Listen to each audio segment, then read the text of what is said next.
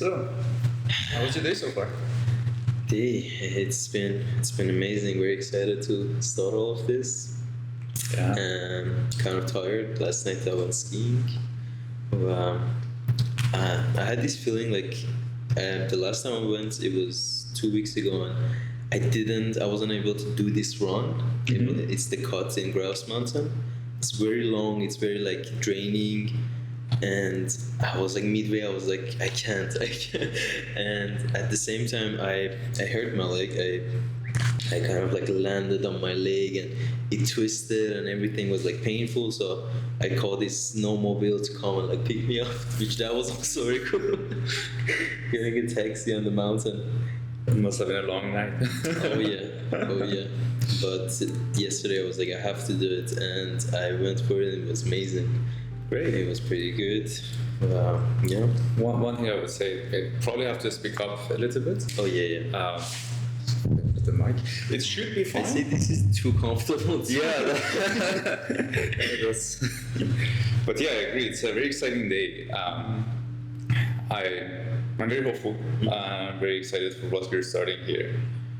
I feel like that people have things to tell, stories to tell, and hopefully even more than that at some point. It's and not just limiting ourselves to stories, and maybe there will be some day that we are adding something to the world at some point.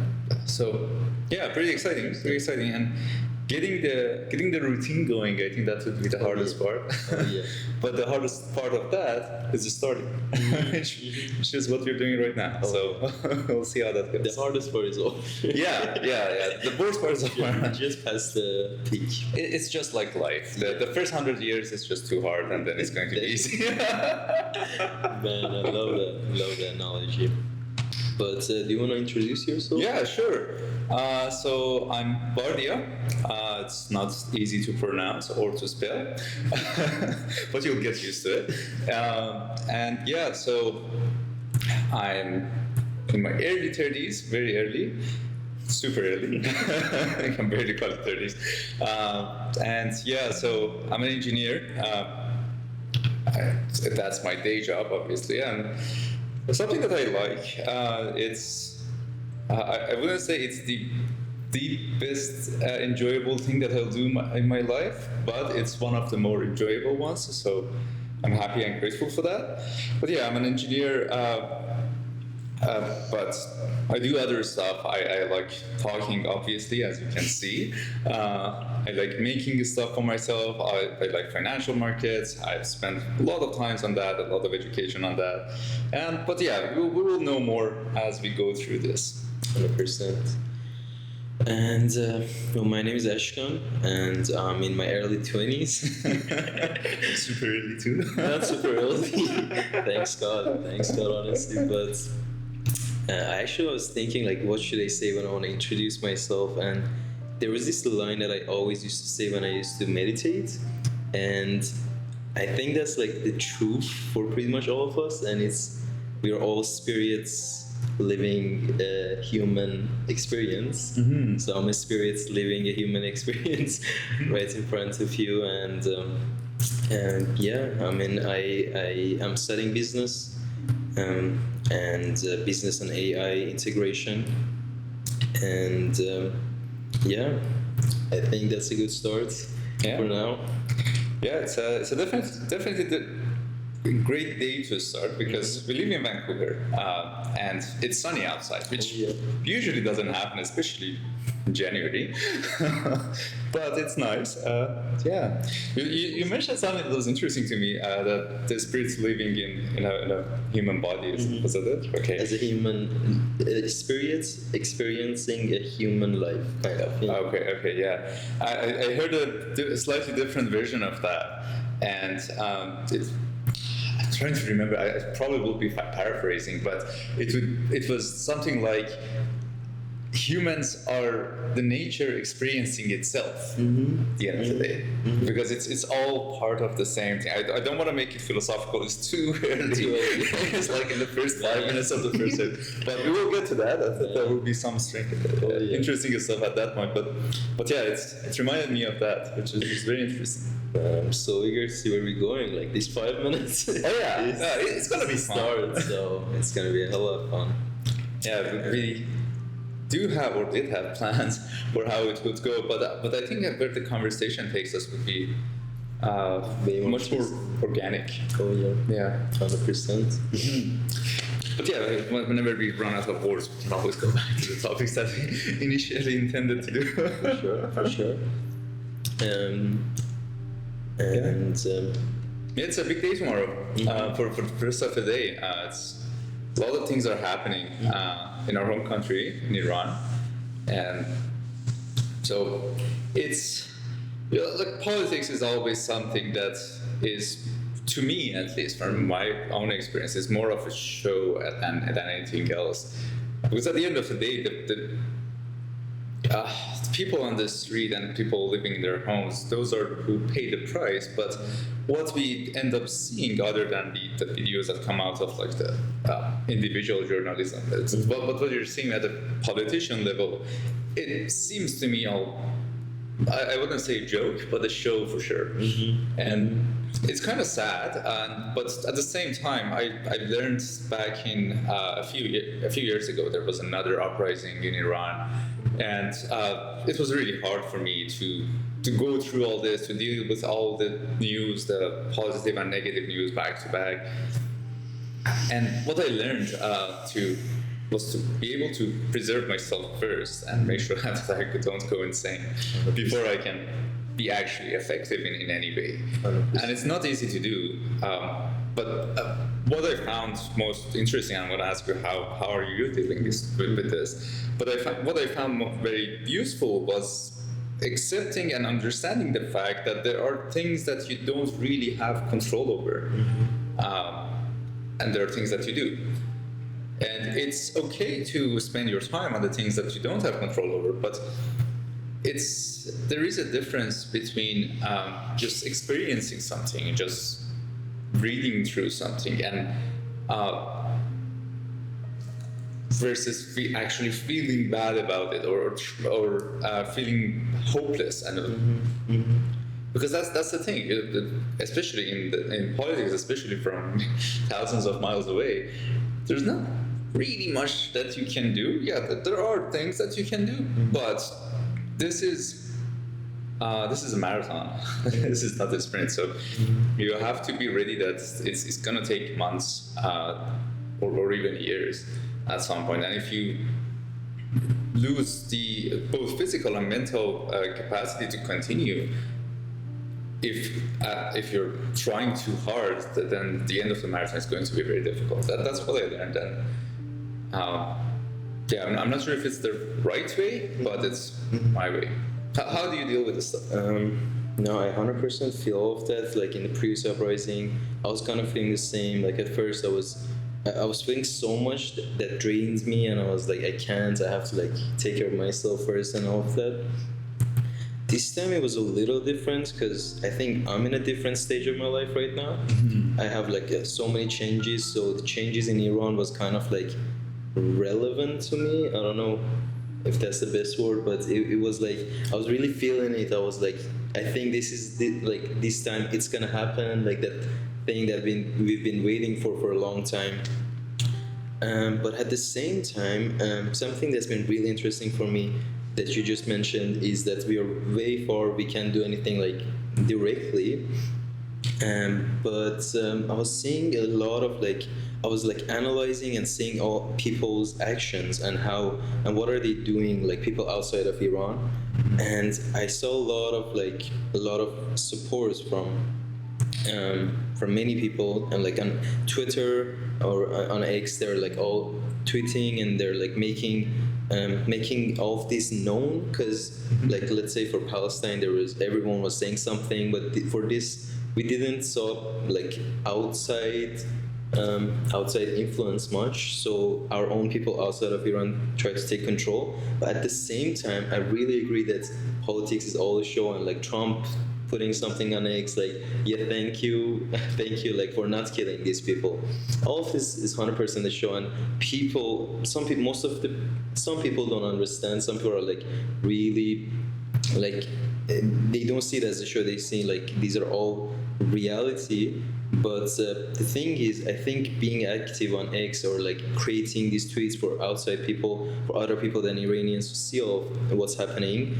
it's kind of like a comfort for the people that do it themselves, you know? It's like kind of being selfless, being selfish, but being selfless at the same time. So you benefit and you also make other people know what's going on in Iran. And I think that's really interesting, like what social media can do, because I'm honestly, I'm a person that doesn't really like the way social media has grown. Like more and more it's all about taking our attention, like and making money out of it, all of that. But at the same time, I'm like these in these cases, like it's a very double-edged sword, just like what it did in Myanmar, which it was like Facebook case in Myanmar, which they killed many people because of the posts they put in Facebook. Now it's kind of like the opposite case of that people are kind of like giving hope and making these impressions in this big vast social media world. Right. So I think it's that double-edged sword. Like it has so many power that it can both help people calm themselves and also let the world know what's going on, but at the same time it can ruin wars, as we've seen before.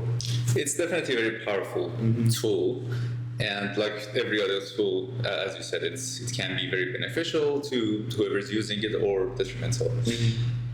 But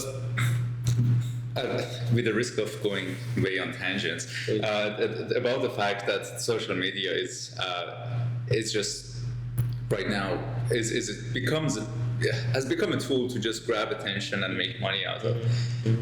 But we have to be realistic about this. Like it's what else do you expect, right? Like it's the whole point. It's a business at the end of the day. It's a business, and the goal of any business is to make money. And there are morals that any business has to break at some point. So I wouldn't really blame anyone for that. That's kind of the nature of things. And you can't really find a philanthropist that just want to make the world just a better place. They probably want to make some money out of it as well. Like that's one of the bigger motivators, and that's how we got many of the great things that we have right now, right? Like because technology in terms of phones and everything, computers, we have cars coming out of the factory one every 5 seconds or something. That's all came out of the desire to build and also make money at the same time. And I think that's kind of what capitalism is based on, and it has proven to be a relatively good thing. But going back again, out of the tangent, I think I completely agree with you that spreading awareness is something that is beneficial both to the cause and what's happening, and also to ourselves as people who are, I would say, second-handedly experiencing the things that are happening in Iran. And yeah, that's what I've been trying to do at the same time. But again, the question is, it's not just the action of spreading awareness. It's about how are you feeling about it. Like if you find yourself constantly feeling angry, which you have every right to, and again, that's the same thing that I experienced 3-4 years ago. You probably won't do a great job in spreading awareness. Like people don't like to listen to an angry person, even if they're telling the absolute truth.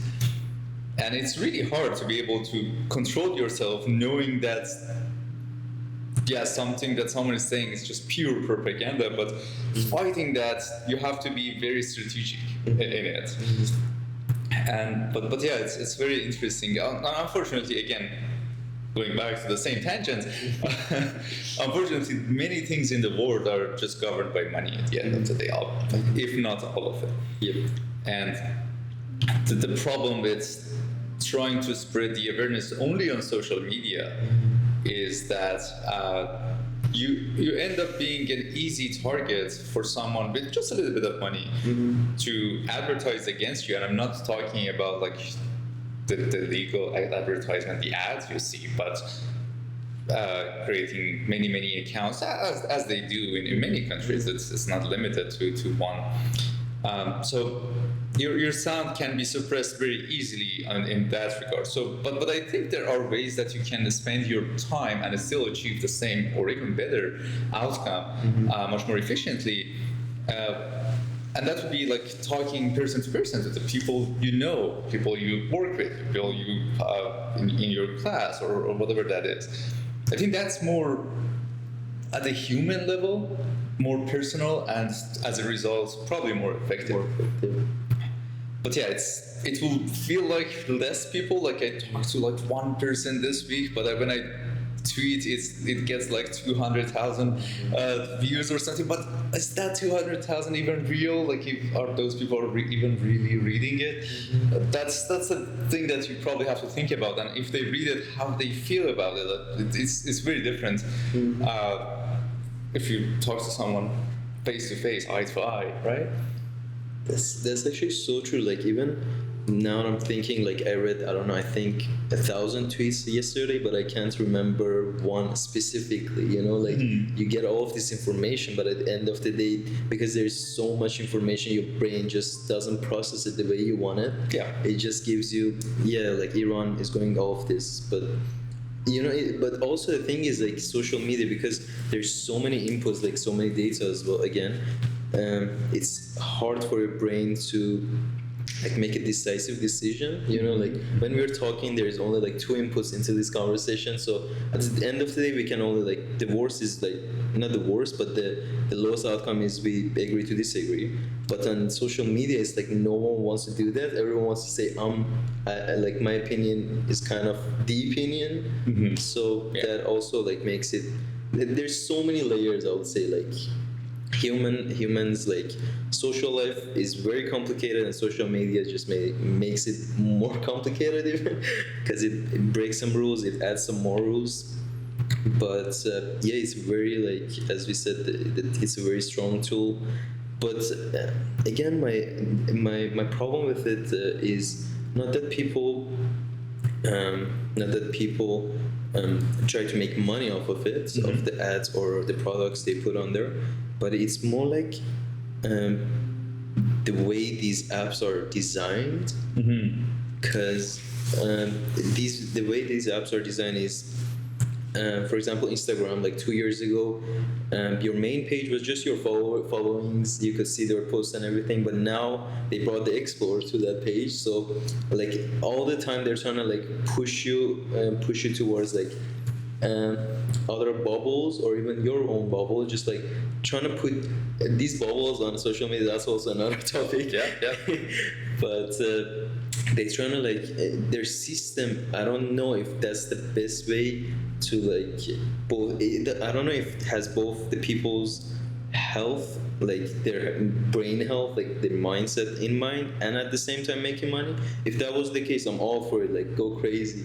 But if like this is hurting people, like there are many researchers coming right now, how much social media is like even AI and social media, all of that, it's making people think less because they are getting all these inputs. They don't have to think for themselves, and it's hurting society, you know, in so many ways.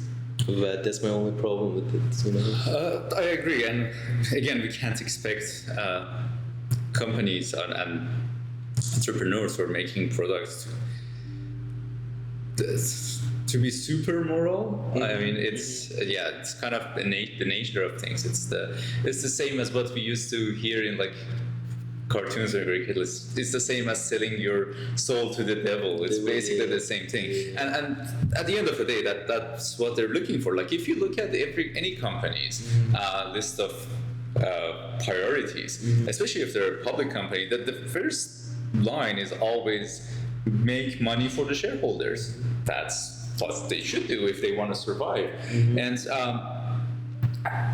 And as a result, at some point, we will get to these practices which are not great for mental health, for society, and there is no way out of it unless the people, or until the people realize that one by one and try to change it. And in particular, short-form content TikTok or Instagram Reels or YouTube Shorts. These I personally despise them. I don't really like them, and even X is not very different. Yeah. And I think at some point, I think it was Elon Musk that also said that this is like the worst technological advancement that we ever made. It's just making our brains rot, basically. Yeah. And the reason I think is that in addition to for our cave brains, caveman brains that we have, which was designed for hunting and eating berries in a cave. Yeah, it was designed for that. I mean, there's no doubt that between 10,000 years you can't evolve with anything in biological sense. Mm-hmm. For our brains, what matters at the end of the day is dopamine, and that's what motivates us. That's what keeps us going towards whatever gives us more dopamine. And it used to be, and again, it's closer to nature, and the farther we get from the past, from the caveman days, it gets worse and worse. But it used to be the fact that you will spend a few minutes or a few hours dealing with something, trying to learn something from it. If you go back 500 years, you will probably spend days or weeks dealing with the same problem or the same idea and trying to figure that out. But now you have 2 seconds. and the point is, you still get that like dopamine drip is there, but what happens is that your brain becomes numb to it, right? It doesn't really care too much. It just wants another drip, just one more. It doesn't matter what it is, just one more. And you feel like that you're actually accomplishing something. You feel like that you're learning something, but you're actually not. You need time. You need time to contemplate on an idea. And this is one of the main reasons that I really don't like short form content. And myself, I try to avoid as much as I can. Obviously, it's kind of unavoidable at the current age because they shove it in your face. There's no way out of it. But yeah, so I try to like watch long form videos if I want to watch something. Try to not do anything rather than falling into the doom scrolling trap. But yeah, I don't think there is any good way to get rid of it. I think adding legislations to get rid of it just gonna make it worse, and history has proven that. We just have to wait until people realize what's happening to their minds and what's happening to their lives, and it probably has to go through the natural curve of ups and downs. Like people will all fall into this, and then the society collapse halfway, and then they realize what the problem was, and then we start going up again. It's probably going to be like that. But yeah. I think you share my hatred for this one. Maybe not as much, but 100%. I can't, just like with short form, it's really, I feel it, I don't know, because I've been away from it. Now that I go on, like, I start to scroll on, like, my brain starts to hurt, physically, and I'm like, I just can't, honestly. Yeah, but at the same time, I'm thinking, with social media, like, a few years ago, I don't know if you remember, but US, the government, US government started all these cases with these big tech companies, Google, Facebook, Apple, like all the big players, and what they were also like asking for things that we were pretty much saying, like not manipulating people, like not, because there's these technologies in this is just crazy the way it works with the human psychology, it's all so much designed, and they were like, you should be more considerate and all of that, but we see no action right now, and I think the thing that led us to this path of no action even after all those cases is the pace of technology, because everything is evolving so rapidly. Like the AI, I think the past couple of years it's been AI, and now the US government and all the governments in the world have to put legislation for AI, so even the governments can't keep up with these technologies, and I think that's what makes it really hard to actually like put a control on these. So maybe my proposal is to have the government be replaced by technology, because only the technology can control it. Well, I'm not sure if you heard about this. There is a mind experiment. It's called, thought experiment. It's called the paperclip. So the idea is that let's say you have in 200 years, you have an amazing AI that's achieved AGI, as they say. We'll talk about that at some point. But let's say you have an AI that's very sophisticated and can do anything. As you give it a task, you give it a task to maximize the paperclip production. And so what it does is that it starts making more paper clips. It goes to the politicians, it changes politics just to make more paper clips, and at the end of the day, it even uses human resources and even humans themselves just to make more paper clips. It's doing its job very good, but the problem is it's just doing it too good, and that's the problem, right? It's if you have to define the goal that you want to achieve, and that's what's happening with social media. I remember back in the day, it was 12, 13 years ago when we were studying when I was doing my bachelor's, there were all of these ideas about different like graph theories and how to connect things together, and that was like the birthplace of Facebook, and how to find mutual friends and everything, stuff like that. But now I'm not. I have no idea how the research is going there, but it feels like that it's mostly automated, and not just in a sense that an algorithm was designed and it's just running automatically. Even the algorithm itself is kind of unknown to people, and that's kind of the thing that's happening with machine learning. I don't want to say AI, because AI is kind of a bigger umbrella, but with machine learning, you kind of don't know why or what is happening. You just know that it's happening and it's good. So it's very important to define the goal very precisely. Like if you're defining the goal for this algorithm to just, hey, get more attention, get more money, and get more screen time from people, yeah, it will do that, but at what cost? It's not part of its constraints. And you can't really define that cost in a very good way. So yeah, it's always interesting and scary to think about the paperclip story. I love that analogy. I love that. But yeah. Yeah, there's that's a scary part of AI. I mean, I feel like AI as a word is. First of all, it's too big of a word. It's very overused, and also overrated. Especially, I think machine learning and AI itself they're great, and there's a lot more to do. But what is a bit overrated, or maybe too overrated, is the large language models. I feel like, and I felt like that in the past year or so. And if you see, that's kind of true, that you're kind of plateauing. Like compare the LLMs that you have today versus 6 months ago. I mean, they're better, but are they like game-changingly better? Probably not. They're just a little bit better. Like they're getting to the incremental phase of improvement. And this happens to technology, and this is part of the cycle of technology. If we go back, and sorry if I'm talking too much, stop me if you have anything you want to add.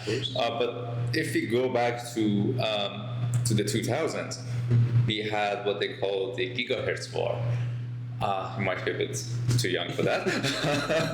But at the time, AMD and Intel, they were making CPUs, and the only difference was that they were going just a little bit more speed in terms of frequency, like 2.2 gigahertz. The next one came out 2.3 gigahertz. But at some point, we got to a plateau, and nothing was happening. And if you look right now, if you open your computer and look at the frequency, it's not crazy. It's not 20 gigahertz, because you get to the limits of physics. We got to the limit of physics at that point. With LLMs, we are getting to the limits of information theory. I'm not sure what exactly it's called, but there is a limit, and there are many, many papers explaining the plateau that you will get to, no matter how much data do you have, or how much training time you spend, or how many parameters you have in your model.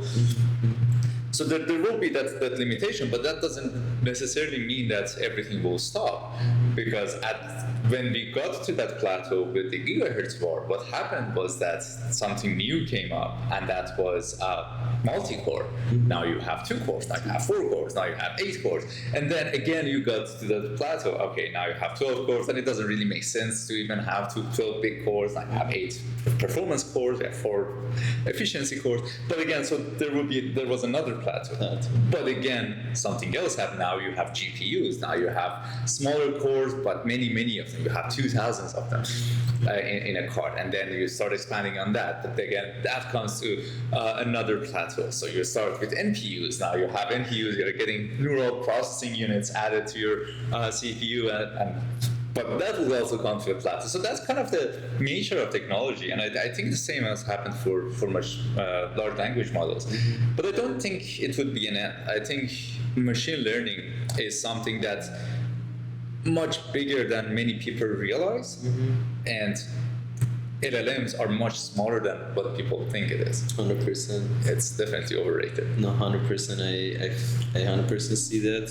I mean, the only big difference right now is that I've seen like recently. The only big accomplishment they made was the VO3 Google. It makes amazing, very natural videos and photos. So I think that's gonna be the next part, to like focus on the videos and photos formats.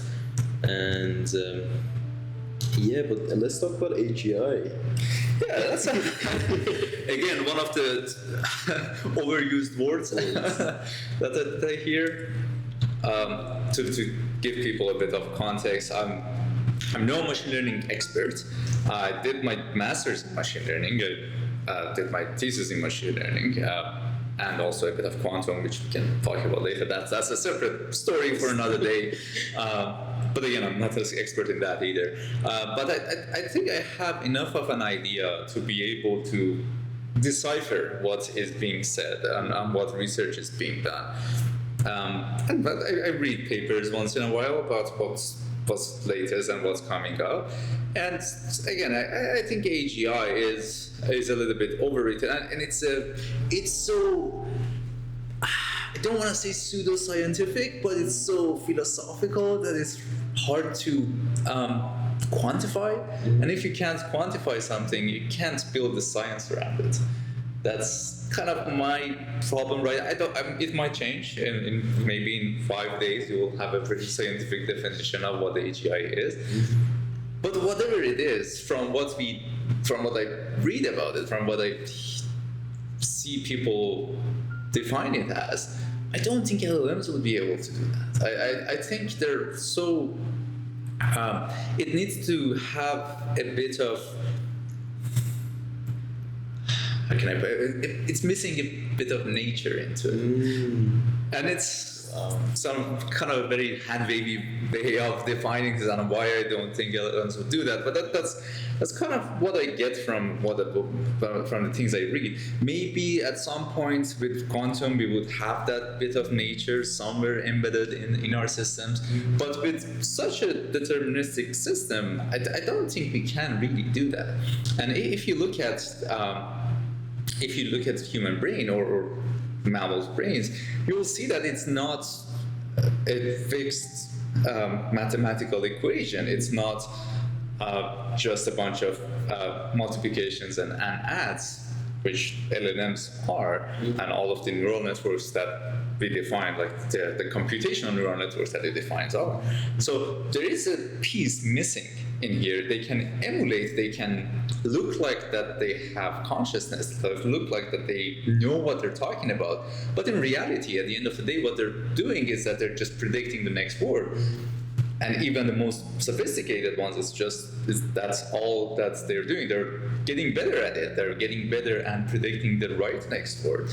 But that doesn't really mean that they understand or know. Like, these words are very human words. Understanding something or knowing something, that's very different from just predicting the next word.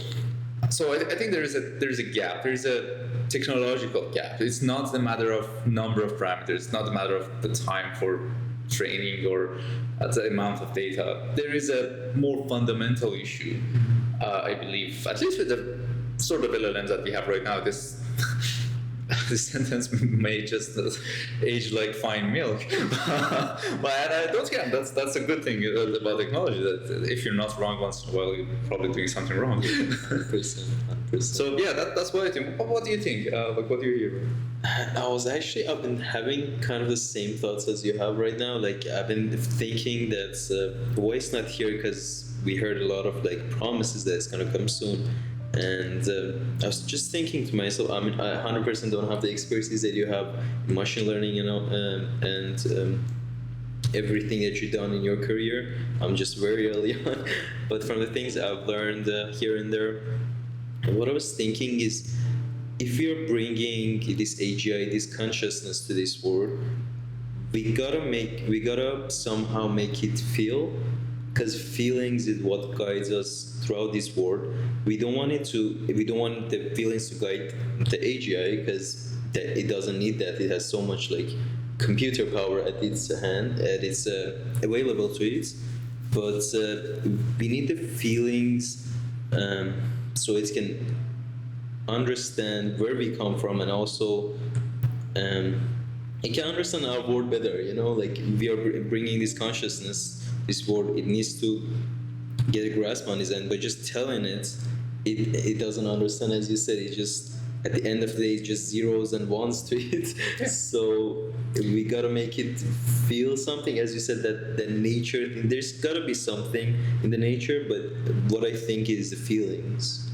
And yeah, but it's so vast. I can just like dive in and Yeah, definitely. And that's what we're here for, right? Yeah. But yeah, to paraphrase what you said, I think at the end of the day, all of the computer systems that we have right now are deterministic. Mm-hmm. Deterministic in a sense that given the same input, we get the same output. But if you look at the world, especially if you look at biological systems, Mm-hmm. they're more chaotic, and I'm saying chaotic not in the sense of like chaotic, but I'm talking about the mathematical definition of chaos. And it sounds very sketchy, but the easy translation of the definition is that if you change the input by just a little bit, your output may change a lot. Mm-hmm. So one simple example of a chaotic system you can easily recreate at home is what they call the double pendulum. So a pendulum is a string followed by a weight. So just assume that after this weight you have another string with another weight. Okay. So if you start swinging it, you'll see that it would do crazy things. And if you reset the system and just start just a little bit different, the behavior is going to be vastly different. It's not going to be a little bit different, it's going to be vastly different. Mm-hmm. And that's what defines chaos. And there is a huge mathematical field behind it. If you're interested, I definitely suggest you go and at least have a look at the chaos theory and on all of that, the fuzzy networks. Not getting into those things. But I feel like this is missing. Like this piece is what's missing. And the same way that for a human, and this is again a bit too complicated to narrow down to numbers, but for a human, if you tell someone something, if you say something to someone, and if you just say it a little bit differently, just a little bit different tone, it can result in vastly different outcomes or understanding for them. But that's not really the case for a deterministic system like any AGI or any AI that we have right now. That's not how they're designed. There are fixed systems that are very known, and if you change something, you can predict what the outcome is going to be. But you cannot really do that with nature or with humans. So I think the first step, and this is a kind of bold claim, but I think the first step to getting AGI is first understanding how the normal human's brain works. Like at least get an idea. Like the problem is that we do that always in nature. Like when we talk about mathematics and when we talk about engineering as a whole, we're always talking about straight lines. We are always talking about I think straight lines is the best example. But if you look at nature, there's no straight lines in the clouds, there's no straight lines in the trees, there's no straight lines anywhere. We're simplifying things. And I think that simplification definitely helped us build stuff. It helped us get to the moon, we get to Mars, and we're getting, with the Voyagers are getting out of they already got out of the solar system. Like, this is all thanks to the simplification. That's true, and that's what you need for engineering. But to engineer something that would be similar to humans or to nature, you need to somehow replicate that or reverse that simplification when you're designing it. And I think we don't have that. At least right now, we don't have that. Maybe there would be some ways to achieve that. And I say quantum only because quantum is kind of bringing in a little bit of non-determinism. Yeah, non-determinism into the mix. But again, if you look at quantum computers and what we're trying to do with them right now, it has nothing to do with any of this. We are trying to solve old, very, very old problems that we had before, with just faster. So we probably need a different approach to all of that. But yeah, I feel like that there's a missing piece of the puzzle, and no matter how you arrange that puzzle, you're not gonna solve it unless you have that missing piece. You have that missing piece. I 100% agree.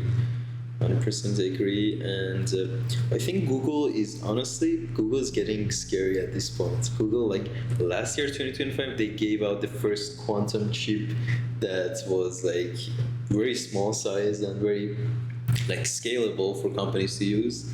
And at the same time, their AI and everything. It kind of reminds me of, have you seen Mr. Robot's show? Oh yeah, that's one of the, maybe the best show I ever watched. It's definitely in my top 3. It's definitely up there. And so before you continue, I will say this: Mr. Robot is the only show / movie, everything that I've ever seen that actually talk about like computer stuff in real sense. Like, they're not just Hollywood bullshitting.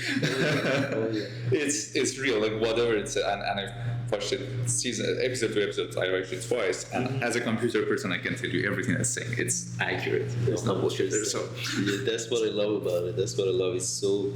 It's as close as we came to reality in a TV show, but it's getting dangerous. You know, Google with all this power. I don't know, man. This world it's very like. It's amazing, but at the same time, I think we're giving power, like people, like there are entities that are gaining power without any power above them. So I control them, and their incentive is only money. So that's where it all goes back to what we talked at first. But it's gonna be an interesting world. I mean, honestly, with these big changes, at the same time, like. There is this political tension that the U.S. and China is probably going to take Taiwan, I would predict, because now U.S. took all their marine and stuff out of it. So there's going to be new world order. There's going to be lots of changes in the next 5 years, even so, just until 2030. And it's always been like that. There is a book. I suggest you have a read. I think there are also like summaries on YouTube that you can find, like 1-2 hour summaries. It's called the book is called The Changing World Order. It's Principles of Changing World Order by Ray Dalio. Ray Dalio has a series of books called Principles for different things. If you're building your company, if you want to manage your finances. But there's this one that came out in 2020 after the pandemic. It's called the Changing World Order. And it talks about a lot of things, but mainly what it's focusing on is the fact that we have cycles in humanity. Like, we have cycles of the world order, we have internal cycles within each country, we have business cycles, and these happen sometimes. They collide with each other. So when they collide and they are changing at the same time, you'll see a huge change in the world and changing world order. And it seems like that we're kind of overdue for one. If you look back in terms of like how long empires last. Right, so some empires last, between 100 and 200 years, or 50 to 150 years old. But the age of the U.S. empire has kind of going overdue, and it's either full shift, everything that we experience as humans over the past 2,000 years is going to change right now. Yeah. Which usually is not the case. You hear this about, you hear about this a lot in the markets, that this time is different, is the sentence that usually by fools, because it's not, it never is. It's going to be the same. But history rhymes at the end of the day, right? So, yeah, I think it's going to be, I agree that, I completely agree with you, that it's going to be, we're going to see a lot of changes. But it's not going to be, I don't think it's going to be out of proportion compared to what our grandparents experienced, not our parents. And that's kind of the dilemma. And again, this is mentioned in the book as well, because everyone would think that the world is going to be similar to how it was over the past 50 years, but it's actually more similar to how it was 100 years ago, which you didn't see, your parents didn't see it, your grandparents might have sensed it a little bit. So yeah, that's, and one example that always comes out of this, and I'm really, it is really interesting, is look, he's asking, why do you think that people who lived in 70s and 80s didn't take advantage of the industrialization that was happening, the expansion of the technology that was happening?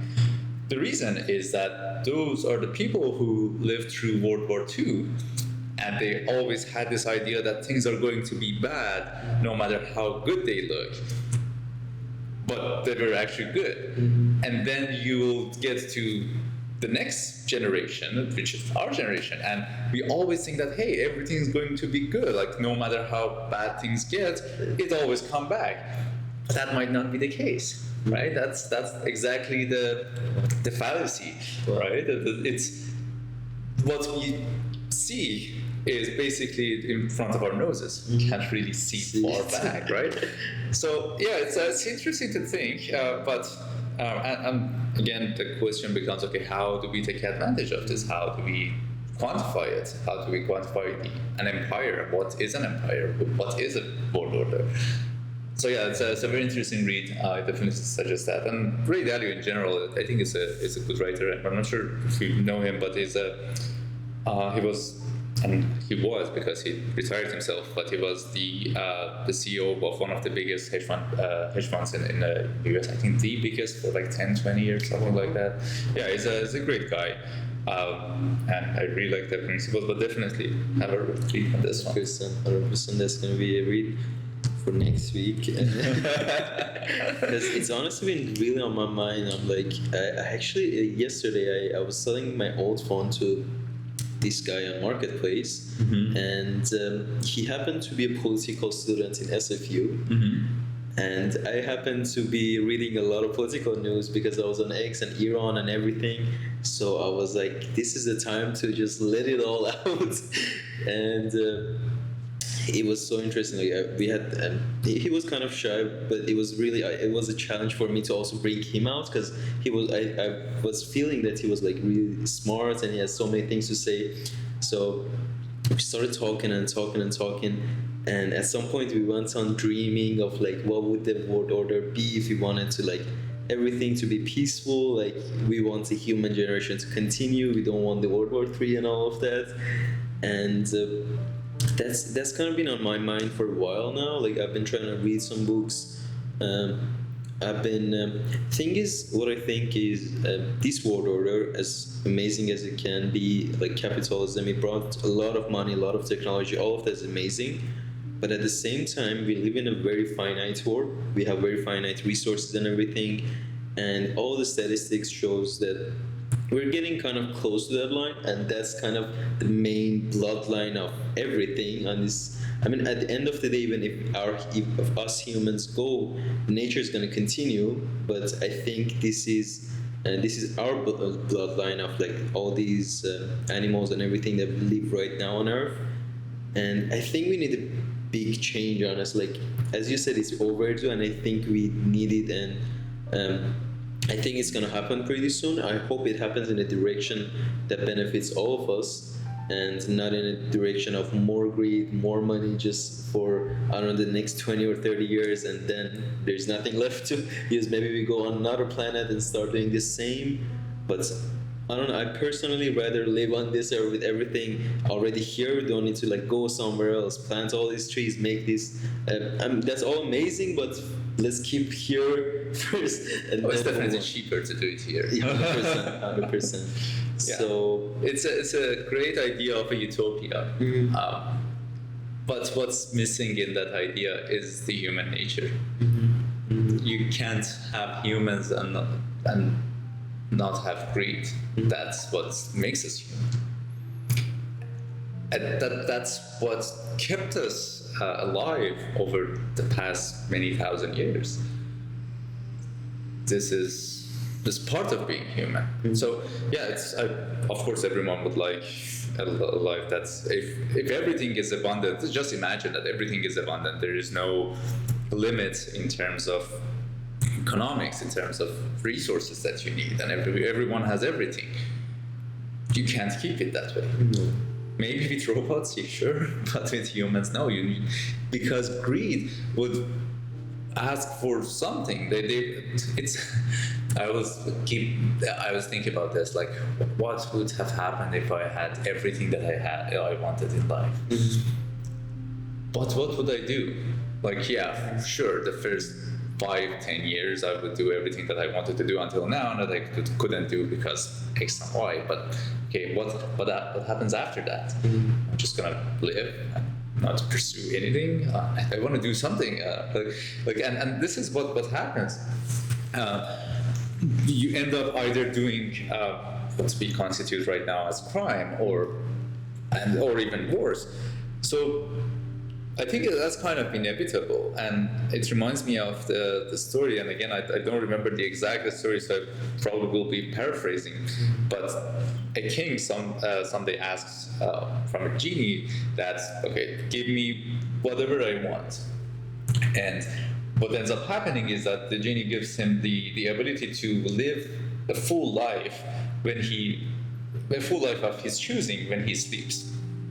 So when he goes to sleep, he can live a full life and then come back. Oh, wow. So the first few days, he starts living as the king of the board, as many things, as the biggest athlete, as the biggest swimmer, whatever. He starts living as this big and fancy things that we all call dreams for ourselves. But then after a while, it starts taking more and more risks. It becomes an adventure in its dreams. It goes on adventures.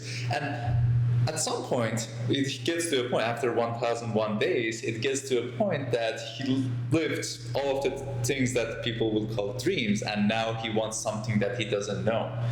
He wants he wants an unknown to happen in the dream. And then the genie comes back and he says that, hey, this is life.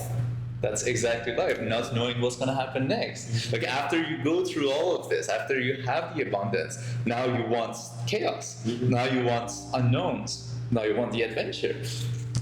And it's probably wasn't the best analogy to what we were talking about what happens if we have infinite resources, but it's kind of the same thing. Yes, for the first few years, everyone's going to be happy, but after that, people will fabricate reasons to fight. That's kind of the nature. We need it. If we don't have it, we're gonna get depressed, because again, our brains, it gets back to what we were talking earlier, our brains are designed to go in and fight, go and hunt, and go and find something, or go and beat something up. If you don't have that, you're gonna become depressed, and to prevent yourself from becoming depressed, your brain forces you to actually go and fight and kill and try to make a problem. Honestly, that's so true. Like, our brains are these meaning-making machines. They make meaning out of everything. Like, even if you have nothing in your mind, your brain's gonna make up something, and that's why a lot of people we see, like, people that have to like stay in hospitals for a long time, or they don't like their environment doesn't change, so there's no more like new inputs. Their brain just starts to like go over the old ones and gets really fixated on those, and that becomes a whole new set of problems. Exactly. But the thing I want to say is, I think maybe I said it wrongly, but I'm not thinking about an infinite world because I know that's not possible. We don't have that world right now. What I'm thinking at the end is like we pretty much we are in a state that we don't need anything. Like as humans, if we really sit down and think, as you said, it's about that pursuit. Like we are always thinking, like we need that money, we need that. I need that big house, I need all of that. But it's about the pursuit of that, as you said. So I think we need to understand that and change the goals. You know, like not everyone should like like people should be themselves. You know, a lot of people are like, yeah, I want this life, but a lot of it is just comes from greed or from like envy or like these bad feelings, and at the end of the day it doesn't benefit anyone. You know, you go through all these paths. Like I see all these people, I know he's 50, he went all these paths, he has everything he wants, but it's not enough. They don't understand the joke that it's not about getting that thing. You just gotta. It's about enjoying the process of getting that thing. Like every day you wake up, you wanna achieve something, and I think that's where a lot of people like the feelings. You know, trying to understand the feelings, the right feelings, and also the constraints of our world. Because you know, as we said, like all technology is an amazing tool, but it's just a tool. You know, a lot of people live in it. You know, especially a lot of people like my age, they live on their phone. Like everything is on. If you take away their phone, they're literally gonna, I don't know, die or something. Yeah. So like me, when I see myself, I'm like, this is a way better life. Like when I've been there, I've been on the other side, I've been on this side, and I prefer this side every day. Maybe it's just me, but at the same time, I know like I read about the human psychology and all of that, and we see those impacts. So I know that's not true. You know, maybe before I was like, I don't know, but now from the science we have right now, I know that this side is more sustainable, healthier, feels better, everything. So we actually don't need much. You know, we have gained everything. You know, like anything that someone can imagine, and yeah, you know, I think we should just need to calm it down. You know, we don't need to like be at this rush of like getting somewhere, like all the technology, everything, all the wars maybe. But as you said, it's also in the human nature. So that's one part I haven't really figured out yet. Yeah, that's kind of inevitable, unfortunately, or fortunately. But yeah, that's. Although I'm gonna say this, and I think we have to start Wrapping it up. You're wrapping it up, but I'm gonna say this for the end. I think, at least from what history showed us, nature, and I'm not talking about trees and stuff, I'm talking about even humans, has a tendency to heal itself. If you get too far in one direction, you will come back. You will probably go the other way after that. Like if you have too many, an easy example, like if say you have a jungle, an enclosed jungle, and you put too many rabbits in it, what happens is that the foxes, the population of foxes will grow because there are more rabbits to eat, and it will grow so much that until it gets to a point that there are not enough rabbits. And because there are not enough rabbits, then the fox's population will go down, and then the rabbits will come up, and then this balance will continue. So this is with just two variables, but it can happen with three, it can happen with many, many variables. And I think it's the same for humans. Like, yeah, as you're saying, technology and the phones, for example, is causing too much trouble. So it will get bad, it would get worse, but then at some point it would collapse down. Because what it's consuming, that is time, it's costing people, if there's an opportunity cost with being on your phone all the time. So what you're not doing is helping to improve that technology, help it to make it sustainable. So because it's not sustainable, that would collapse. So now you have to start working again, and then this would come. So there is always this cycle that comes back, and I kind of believe that is way more powerful than what we think it is. So I'm not worried. I'm not worried that we will, and you will see this, especially with an emergence of every technology. You'll see this kind of phobia or scary things that shows up. That hey, we're gonna be consumed by this. When the computers came in, we're gonna be consumed by this, and that's sort of true, but not as bad as we thought. I mean, we do still have the option to get out, and it's the same with AI. We're going to be consumed by it. AI is going to be our lord or something. Yeah. I don't think that's going to happen because, again, I think this nature of cycle, the healing property of nature, I think is very, very powerful, and it's not rooted in nature as in like a spirit or something. It's rooted in physics. It's rooted in the laws of physics which we are built on. So yeah, I don't think it's going to be too bad. No, 100%. The only thing is like I had this existential crisis when I was a teenager about climate change and like the path we're going on that, which that's also another topic for a different day. But I know, as you said, that the nature is gonna continue on with us or without us. I just like that future with humans because I think we can do amazing things, and that's just my hope. I don't want to say hope actually because I heard Matthew McConaughey in this interview this weekend. He was saying hope is a beggar, which really like hit me. I was like, hope is a beggar. You gotta believe in something, and so I believe that we're gonna go through this, and everything's gonna be amazing. Yeah, it's always going to be fine. Oh yeah. It might need to get worse before it gets better. Exactly. But it will get better. It will. That's what matters. Amazing. All right, yeah, that was an amazing first episode. 100%. Yeah, thank you all for listening in. I hope you enjoyed, and Stay tuned for the next episode. yeah, we'll see you then. See you next week. Yeah.